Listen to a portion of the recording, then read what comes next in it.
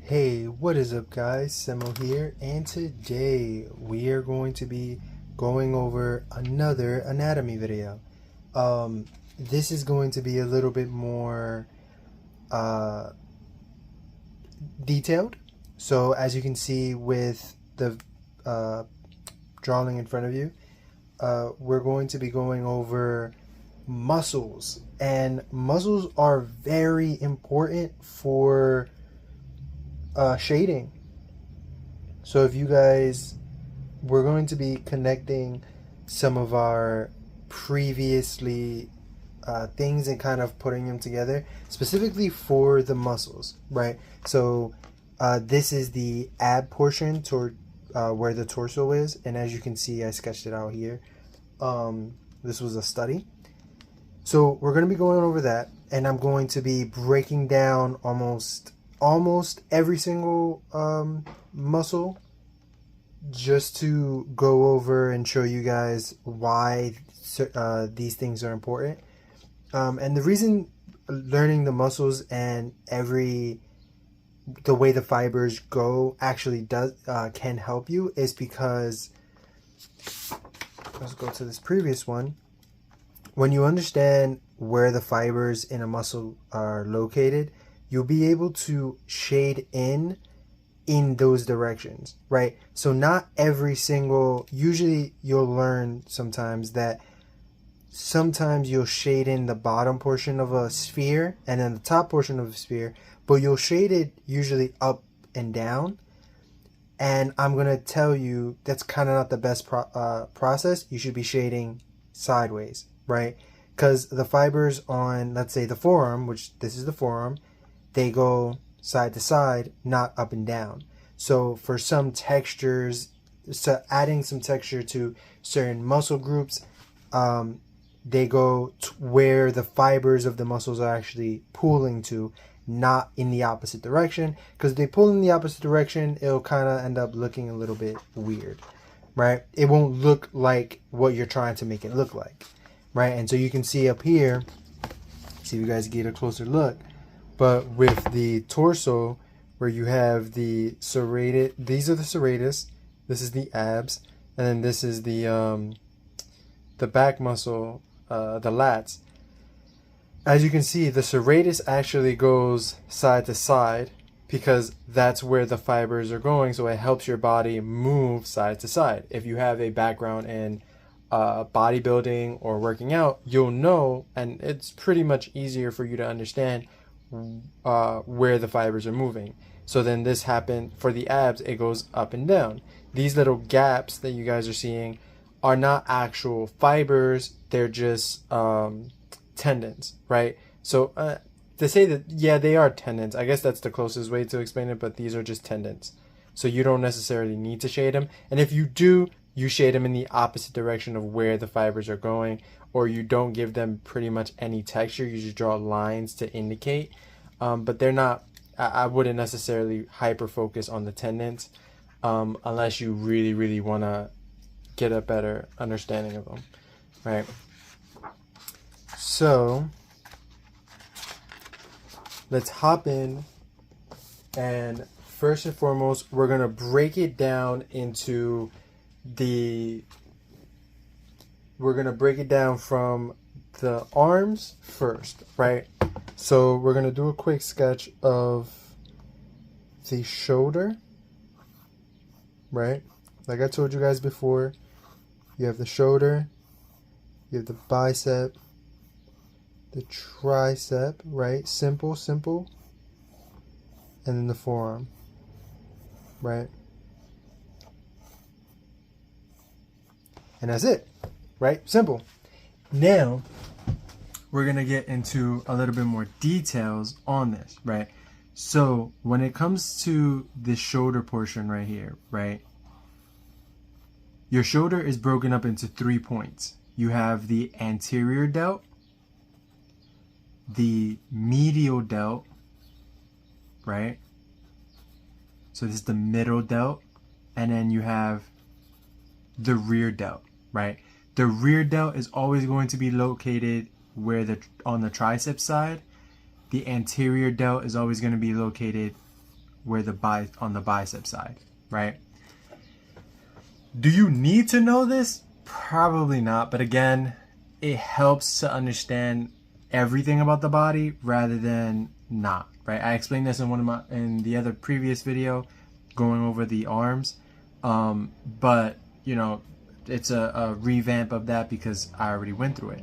So now all the fibers in this shoulder, they go into one direction, right? And that one direction is up and down, right? Or yeah, up and down. So they go into this direction like this, right? They converge into the point down here, which is a tendon, and they converge into the point up here, which is another tendon, right? Now, depending on the person's size or depending on the anatomy of the genetics of the specific person, all of these muscles can look different. They can be different sizes and so on and so forth. Like some people might have a medial delt that is really big and an anterior delt and a rear delt that are relatively small in comparison, right? And some people might have massive rear delts and then smaller of the other two. Or some people might have really, really perfect insertions and the entire delt system is, you know, a complete sphere like this. One of the biggest tips that I learned from working out actually, and I think it helps me draw better anatomy, is everyone is different, right? Everyone's body is built differently. So trying to hyper focus on the rules of drawing is not helpful, right? I think knowing the basics is helpful, but focusing too much on the basics of like, oh, it needs to be, you know, 3 heads long or whatever, that's not gonna help you. I don't personally think that'll help you. I think that'll stifle your drawings and how you want to draw in the future and what characters look like, and you might get stuck on like the similarities. Like you might suffer through I guess they call it same face syndrome. Well, I guess you could call it like same body syndrome, because you might lack variation in the way your bodies are looking. So now that we have the shoulders, anterior delt, medial delt, rear delt, now you have the bicep. The bicep is always going to be focused on the front of your body, right? Then you have the bicep is broken up into 2 points, right? They're called 2 heads. So you have the rear delt, you have the shoulders, which is broken up into 3 points, 3 heads, 3 muscle groups. Then you have, muscle groups. Then you have the bicep, which is broken up into 2 muscle groups, right?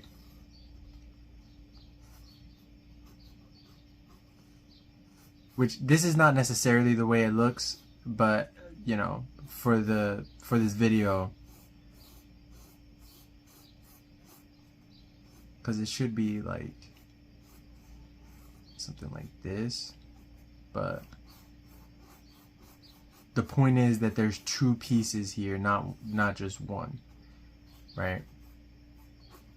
And one of them is actually overlapping the other one, so it's called the long head and the short head. One of them is on the inside actually, so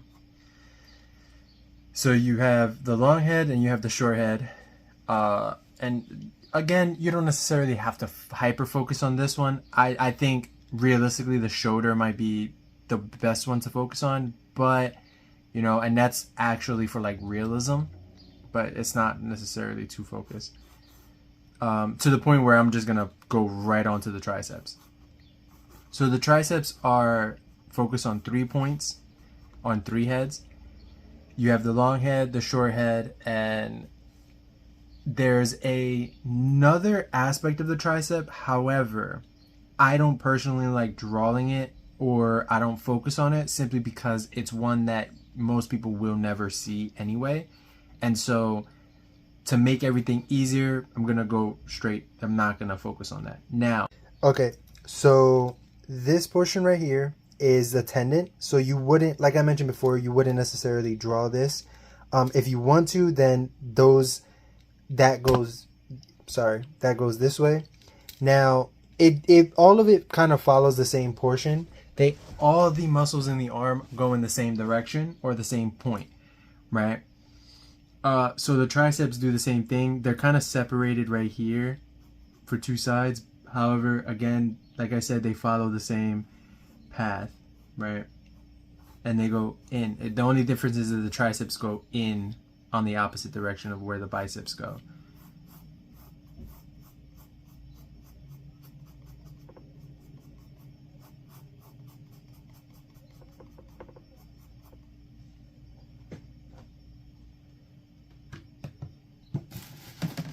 So, as you can see, that's how they go. And now we go to the forearms.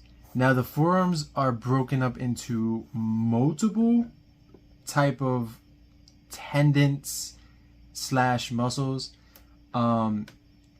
Not necessarily crazy, for the most part crazy, but you have a lot of small muscles, so you group them up into like 3 portions.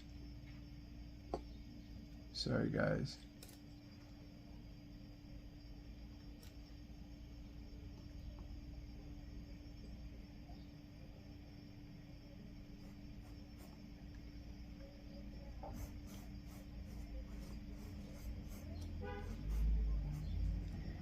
And then with that, you have the muscle in the middle, the muscle here, and the muscle here. That these represents basically, if you're looking up, the best option too is to look at your own body, right? Your own body will share a lot of these similarities, and that's a perfect way is to study your own body. You know, that's the way that I did it. You know, I got in shape from 280 pounds to 194, and the reason I was able to do it is because I learned a lot of, you know, the function of the body and why the body moves. I also did it because I wanted to use myself as reference photos. So,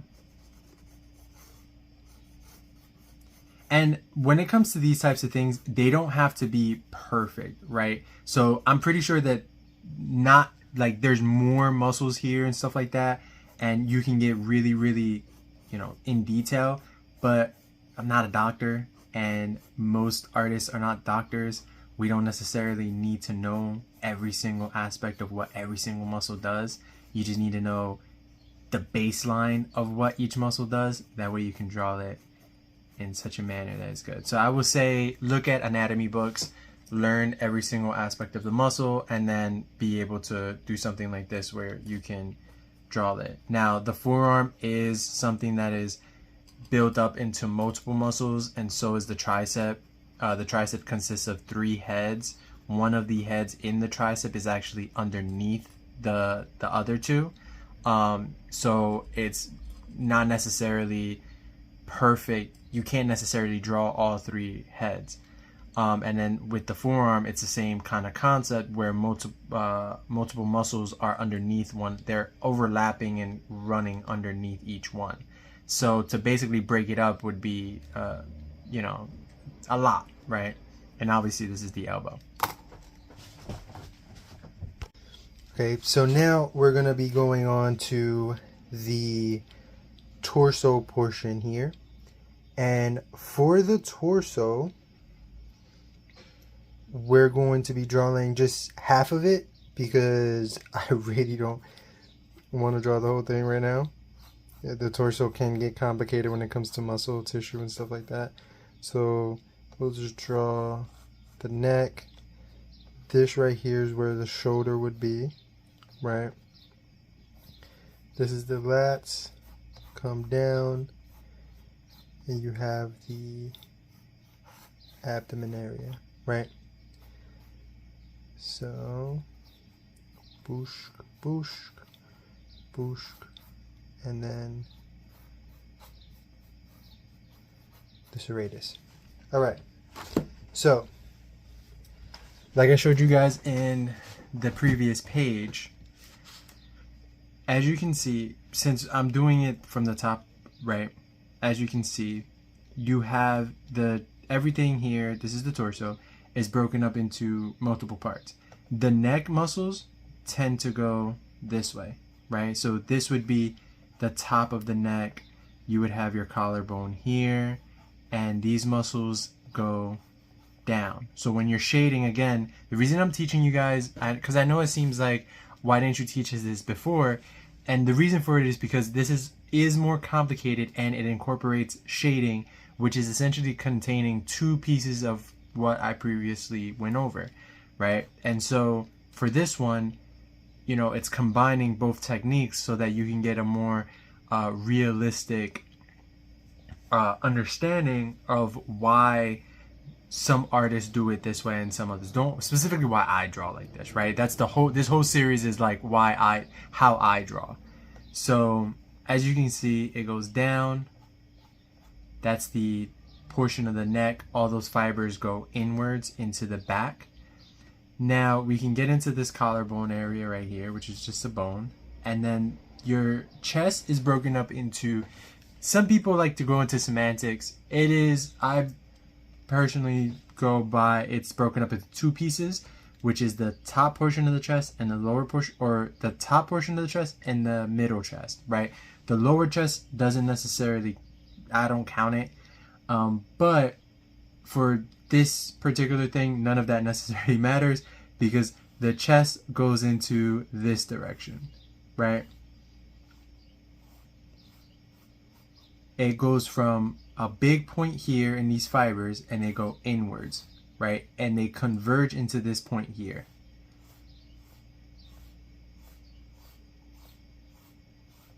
And so if you ever notice when people are working out and stuff like that, this muscle here, your chest basically brings, its job is to use these fibers to bring your arm, this portion over here, or your shoulder, into itself, right? So when you bring both of your shoulders, try to bring your shoulders together, your chest is what's bringing them inwards, right? That's the job of your chest, is to bring them in. And so the fibers go in the direction like that, right? Now, so that's the chest, right? Again, it is broken up into two pieces, but both pieces do the same thing, right? Their job is to bring your shoulders in. You have the back muscle here, which the fibers go in like that, which we'll focus on the back later in the video, or in the next part. So then, like I mentioned before in the previous page, you have your serratus, which are multiple muscles.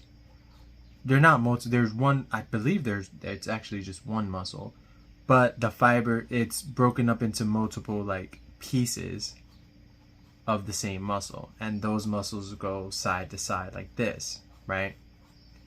This helps your body actually turn your torso. It turns your torso side to side. And so the fibers go side to side. So a good tip too, and to kind of like help you focus on what each muscle does, is pay attention to the function of each muscle, right? Your job, when you're drawing and you want to know more about anatomy, what does the muscle do? Learn what the muscle do, and then focus on the rotation of those muscles and why they do what they do, right? So these portions of the muscles move your torso side to side, right? Your chest brings your shoulders into its body, right? Your shoulders bring your arms up to, whether it's the front for the anterior delt, the side for the medial delt, or pull behind you for the rear delt. Your triceps they pull your forearm either down, and your biceps, they bring your triceps, bring your your forearm down, and your biceps bring your forearms up, right? They fold either way. And your forearms help move your wrist joint up or down, right? Or side to side. And so that's how you have to remember the function of the muscles, not just that the muscles exist. The muscles have a function. And so learn the function of each muscle. And that's what I'm going over here. Now, the abs, their fibers go up and down, right? I know this is kind of crude, but I already drew it. So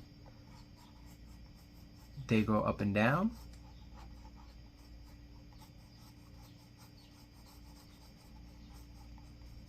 And then obviously these are just tendons. You can bring, you don't have to, like genetics, you don't have to keep these wide like this.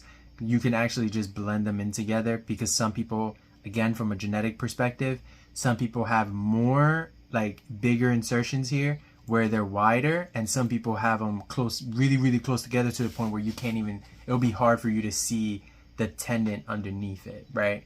That separation. So. And then obviously, you know, it goes inwards. So that's the torso right there. So like I said, break it up into 3 parts. Oh, and the abs help you crunch your body. So forward from your head is basically bringing your head to your legs. That's what your abs do, right? And there you go. Now we're going to go on to the back. Now, I didn't teach you guys before how to draw the back. And again, the reason for that is because most people are not drawing the back. However, I'm going to go through the back right now. And again, the same way I did this is the same way I'm going to do the back. Just because it's going to save some time for you guys. And I don't want you guys to be watching this video for like 2 hours, even though it'll help me out. It won't necessarily, I know it could get boring watching these videos.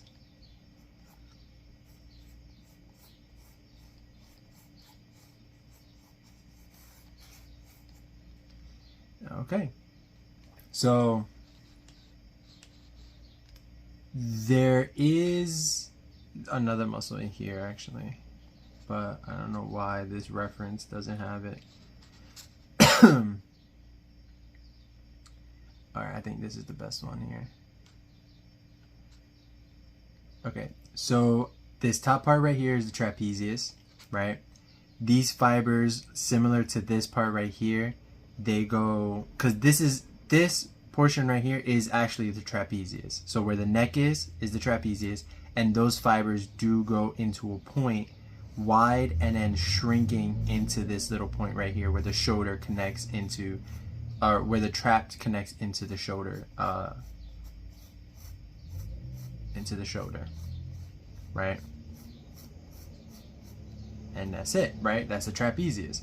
Then you have these muscles on the internal portion of the back. And again, this is where it can get a little bit complicated, but if you've ever, you know, studied your own body, you could see these on your body, right? These are those little back muscles that are right behind your shoulder, right? Usually they pop out. So, and that's why I said back is a little bit, can get complicated, which is why I don't really like studying it, because I think studying the back is the least important one, but it's the most complicated one in terms of studying it. So then this is the lats, and this is this part of the muscle here on the torso, and that'll be this, right? And then it comes down into a point.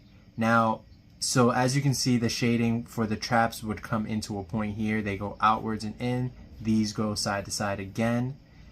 Now for the trap, or for the lats, they kind of wrap all around. However, they don't exist down here. These fibers do not exist. Down here is actually tendon. So all this down here is just a tendon, right? And the tendon actually connects your spine, your spinal cord, which is here, into your muscle. I believe is your spine, right? Yeah, it connects your bone to your back. So, you know, that's that's also why this could be complicated. And it also wraps completely around. So these fibers go this way, and they go kind of leaning up. So this is a relatively big muscle. So again, this is one reason why the back is a little bit annoying. Then, you know, it's because it's a really big muscle. It's a big chunk of muscle there that you have to learn about. So yeah. So you have the lats, the traps, and then these little muscles here, which is the teres minor and the teres major. Well, I think I switched them. The teres major is the bottom portion, and the teres major is the bottom, and the teres minor is the top. So yeah, now that's the back. Sorry if this is a little bit complicated. Now we just did the arm, the back, and the torso. Now it's time for the legs. The legs can also be relatively complicated for the most part.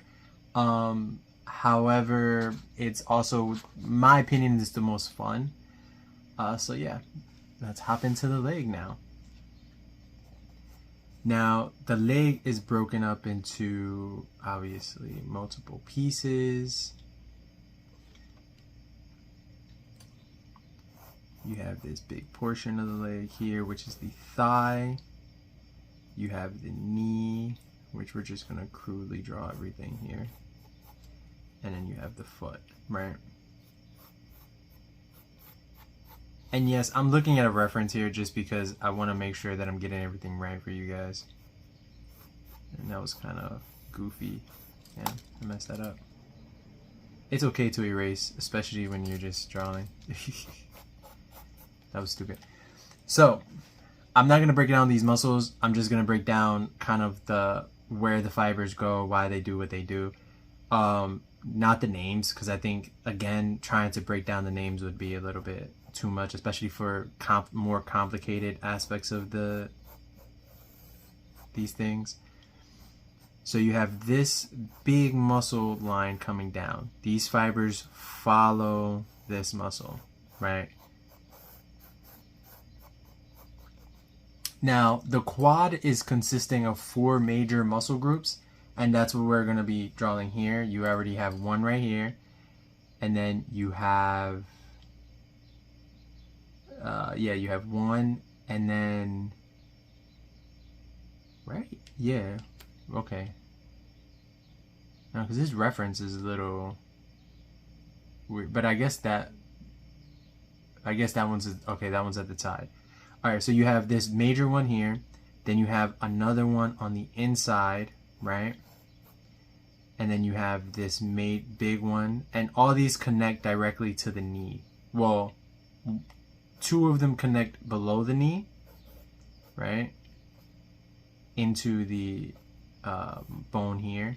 And then there's 2 of them, or 3 of them, that connect to the main knee.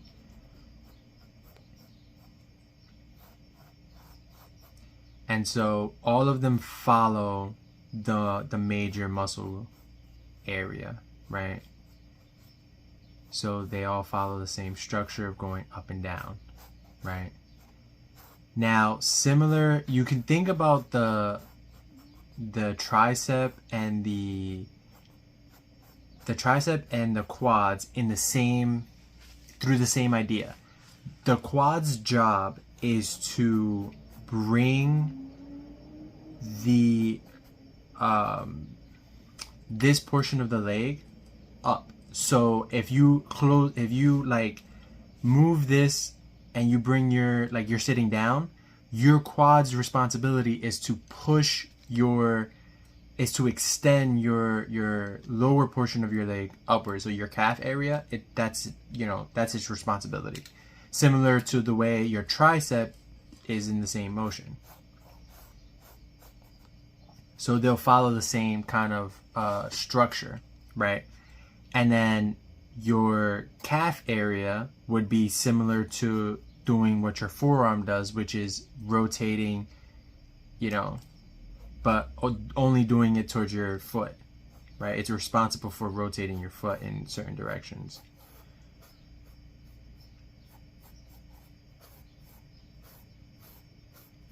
Now, with this area of the foot, which is the calf area, the muscles are a little bit more complicated, and I'll show you guys right here. So as you can see, it is a lot more complicated, which again, I wouldn't necessarily go this complicated with this. I would just separate it into like maybe 4 muscle groups and just follow those lines, because they pretty much do the exact same thing, right? And because I know they do the exact same thing as the forearm, trying to get really complicated with a muscle that is really relatively small, it's just a pain in the ass, and I don't think it's worth necessarily learning or, you know, studying. But if you want to study it. I think it can be helpful. Just, you know, don't waste your time on too much of the nitty and really gritty type of things when, you know, you don't need to, right? So this is the knee, or this is the leg, and then the arm, the back, and this. The reason I picked these is because these are kind of the most important aspects of the body, similar for the reason why I started teaching you guys this in the beginning. I do think that these are kind of the creme de la creme of studying when it comes to anatomy, because it can teach you why certain muscles are in certain areas, and you can kind of expand on this similarly to the way I did with the other videos. Not to mention that if you watch the other videos, now you can pretty much incorporate all these fibers into the shading of those other pieces. So when you want to move the body into a particular position, you can actually just follow these same little guidelines. So I hope this helped somebody out there, and I really appreciate every single one of you. If you enjoyed, drop a like and subscribe if you feel so inclined. Thank you. You are all appreciated. Have a wonderful